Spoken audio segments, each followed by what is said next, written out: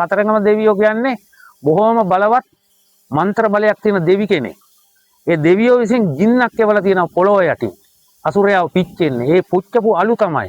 මේ අලු අරන් නළලේ ගා ගන්නවා කියන්නේ දෙවියෝ බොහොම සතුටු වෙනවා. මේක කැඩුවට අවුරුද්දේ මාස 12ම කඩන්න බෑ. වෙසක් පොයට කප්පින්දුවට පස්සේ විතරයි මේක පිටි බවට පත් වෙලා කඩාගෙන අරන් යන්න පුළුවන්. ඒත් මේක මස්මාළු පිලී ಜಾති කාලා આવොත් එක්ක මේ වල කඩා වැටෙනවා. එක්ක පටවන් යන වාහනේ මගදී කඩන් වැටෙනවා. දේවාලේ නැත්තම් ওই ටවුම පවතින්නේ නැහැ. බස් කෑලි ටිකක් ගොඩ ගහගෙන හිටියා කියලා ස්ටෑන්ඩ් එකේ ඩිපෝ එකේ බස් තිබුණා කියලා ආදායමක් එන්නේ නැහැ. ඒ ආදායම එන්නේ ඔය කතරගම මහ දේවාලයේ මහා කිරිවෙහෙර වහන්සේ නැත්තම් මේ මිනිසුන්ට කන්න වතුර නැතුව මැරිලා යනවා. මේකේ කුඹුරු තියෙනවද? හේනක් කරන්න ගන්න වැහි වතුර ටිකක් හරියට වැටෙනවද? නෑ. ඔය දෙවි හාමුදුරුවන්ගේ පිහිටෙන් තමයි මිනිස්සුන්ට මේ ටික ලැබිලා තියෙන්නේ. මෙහෙම හරි ලැබිච්ච එක ලොකු සතුටක්.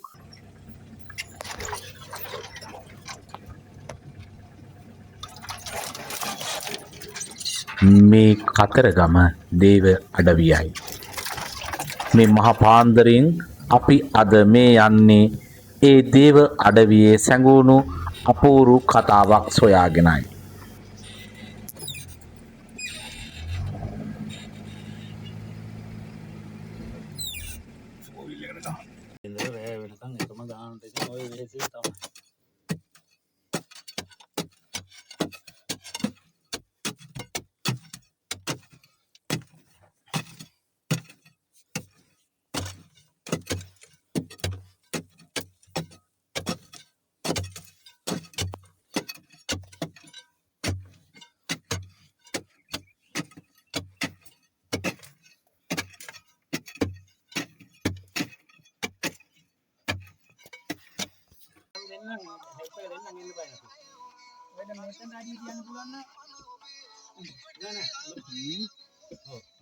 මේ පැත්තට තියුවා. ඔව්.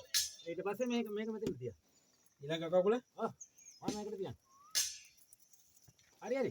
ඉක්ලාන්න සිටිස් මොන්. බය වෙන්න එපා කිසිම දෙයකට. වැටෙන්න දෙන්නේ නැහැ. ඊයටව. ඊගාට මේක තියන්න.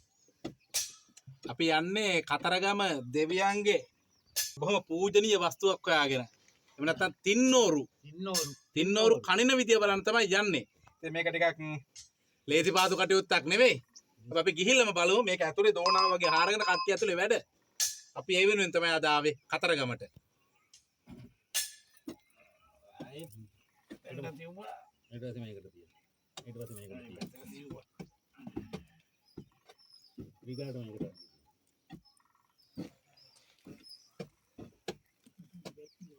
දැන් බීමට වහින්නන්නේ. ඔව් දැන් මේකට වුණාට කමන්නේ.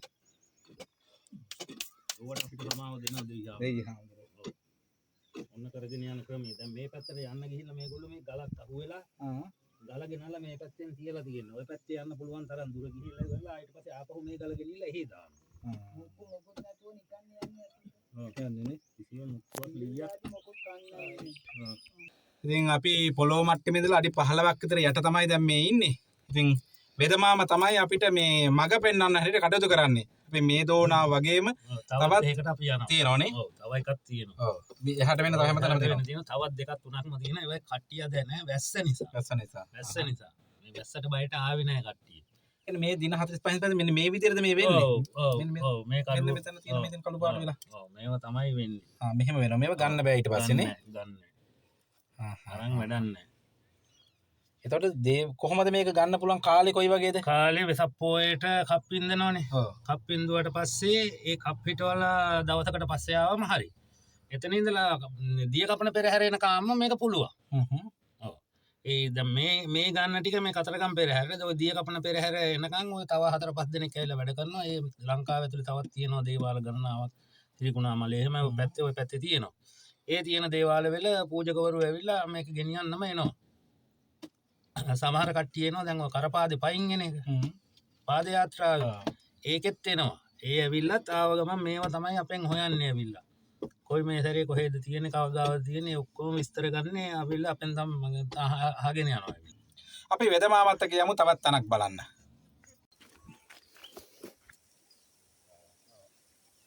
අදත්තා වෙන්න පුතේ මෙහි අපි අතුරට යමු. අර වගේ අමාරු නෑ.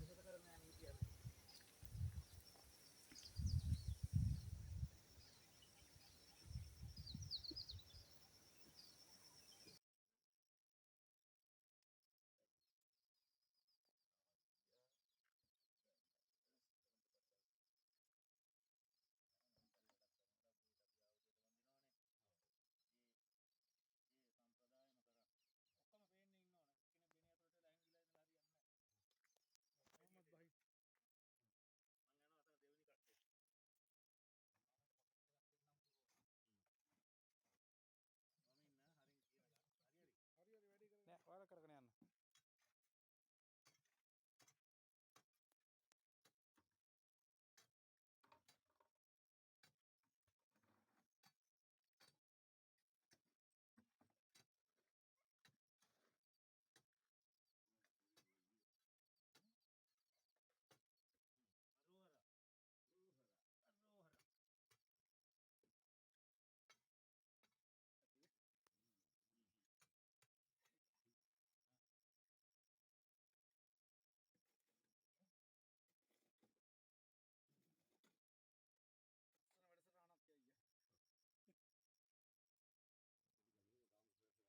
ගොඩට එන්න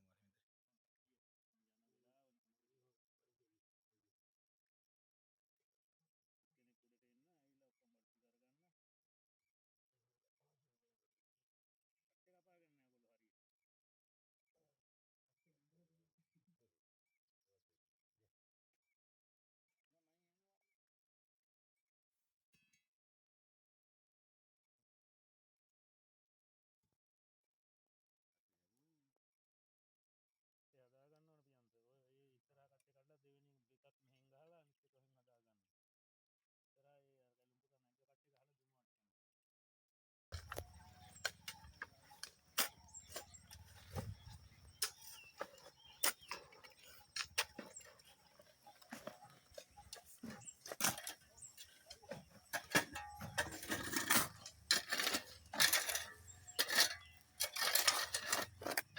දැන් මේක අපි මේ වහන්න හදන්නේ. රැට ඉන්න බලනවනේ. හරිද? ඒකට තෙත් වෙනවා. තෙත් වෙන්නේ නැතුව මේක වේලන්න ඕන නිසා තමයි මේ කට්ටිය එක දැනට මේක මේ අද දවසේ කොට දාපුවද? මේ නෑ දැන් මේගොල්ලෝ දැන් දවස් 5ක් දාලා තියෙනවා. දින 5කට ගොඩ ගත්ත ටික. ඉතින් අද මේ වැස්සක් වැහලා තෙමෙනවට තමයි මේ වහන්න තමයි මේ ගොඩ ගන්නලා. ඒ ඔක්කොම පැත්ත හරි ගත්තා. දැන් මේක මේ මුදු අරකිට කුලේ ෆොටෝ එකක් ඕනේ කොහොමද? ඒක අත් දෙකකට කල්ලා ලියපන්. ඉන්නලු කතාව වෙනම ලියන්න. ඉතින් මේක කුම්කුමන් හදලා පාට කරලා නල්ලේ ගන්න ගන්න එක.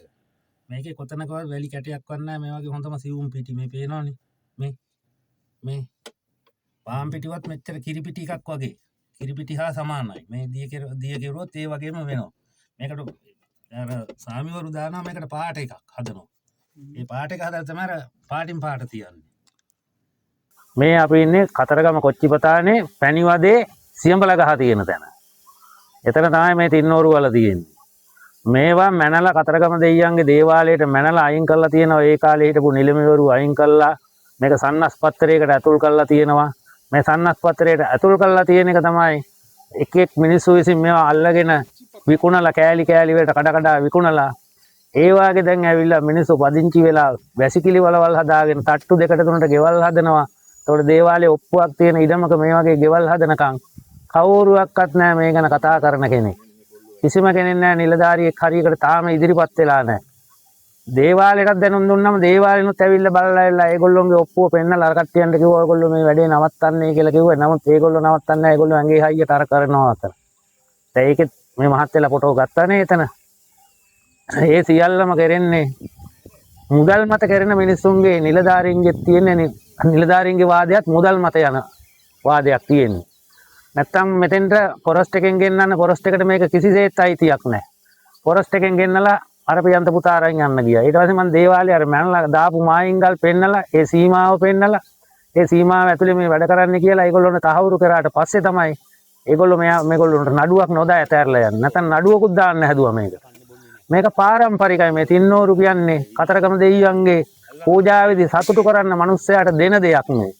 මේක පූජනීය වස්තුවක්. ලංකාවේ කොතනකවත් තියෙනවා නම් ඒක බොරුයි කියලා මං කියනවා. මේ කතරගම මේ අඩවිය පමණයි දැනට නම් මේ ලෝකෙෙම තියෙන්නේ.